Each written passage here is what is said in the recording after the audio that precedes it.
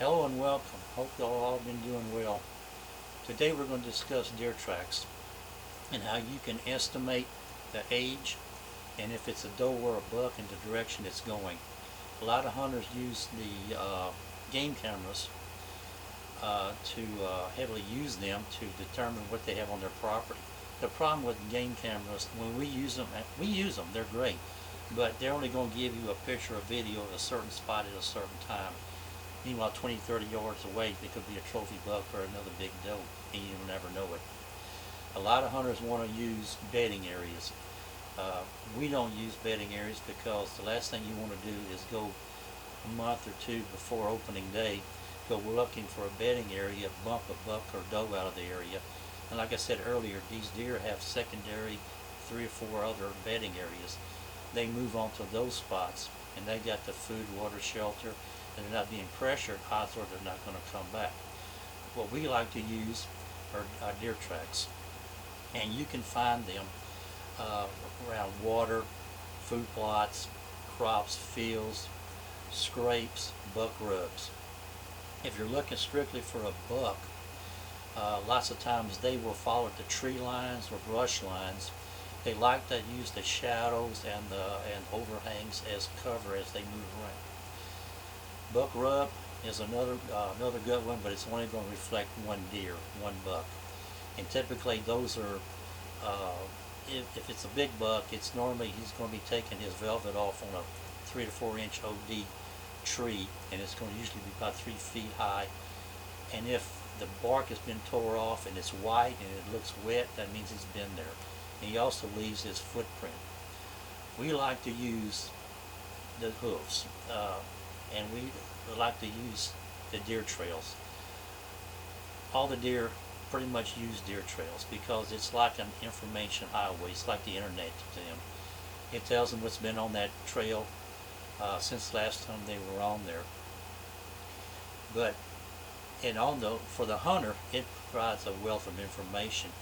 It can also tell the hunter if it's a doe or if it's a buck, and estimate the age.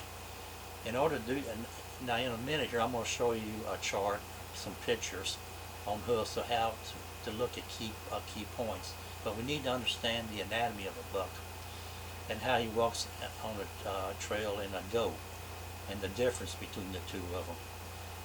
A buck, as you know, has a big wide chest. It's built muscular for fighting, carrying antlers. The front legs are spread apart more, and the rears are more inward. And there's about a 25-inch size gap between the front and rear. But the key is, when a large buck is walking down a deer trail, because their legs are so far apart, they tend to weave as they walk. Now when it comes to a doe, it's totally different. Their fronts are more narrow in, their chests are. The legs are closer in, and the haunches and the rear are spread apart. So when they walk down a trail, it's almost straight. So like I said, keep that in mind. Now we're going to look at some hoof prints, and I'm going to give you some key points to look at. We're not going to get into a whole lot of detail, but if you look at what I'm going to be pointing out and you see these tracks, it should help you. All right, let's take a look at some here.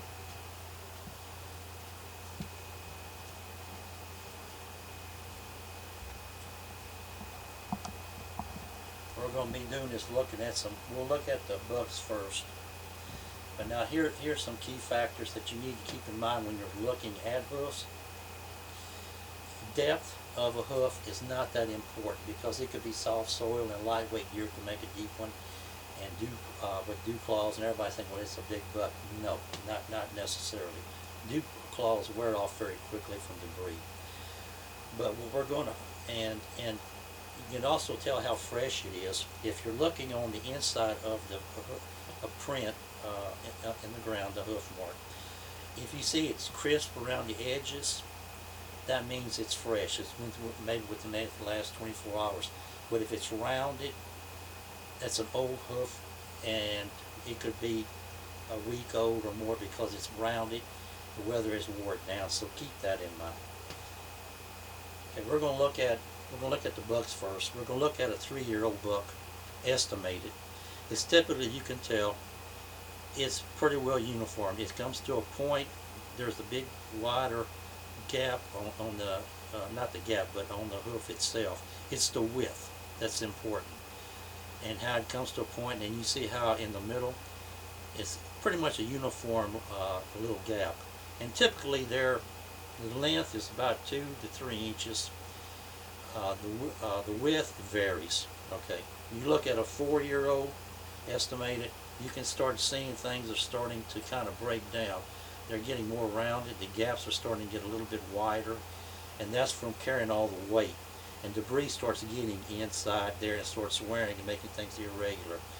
Now, when you get to a 6-year-old buck, everything changes. You can see how irregular everything is. Inside there, there's gaps, there's irregularities where debris has been coming in between, wearing down the hoof. Everything's becoming more rounded, and that's a good indication it's an older buck.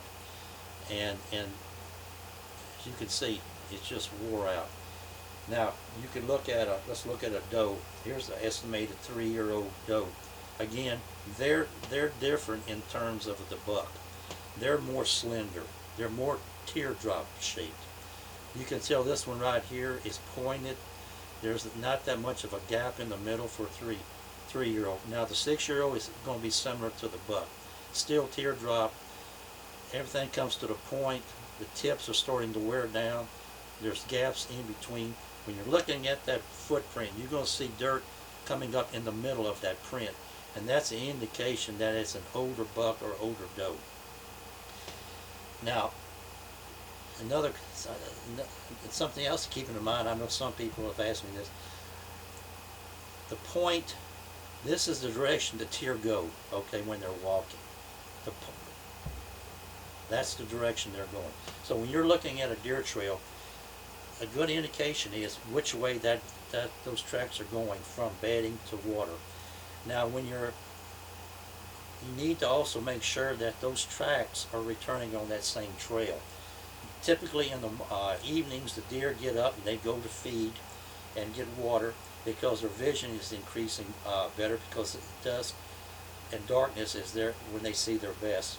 Now typically the older bucks, when they're leaving from grazing and going to the food plots or spin feeders, whatever you got in the morning, the lights is not as it's going to affect them because their vision is not as good in light.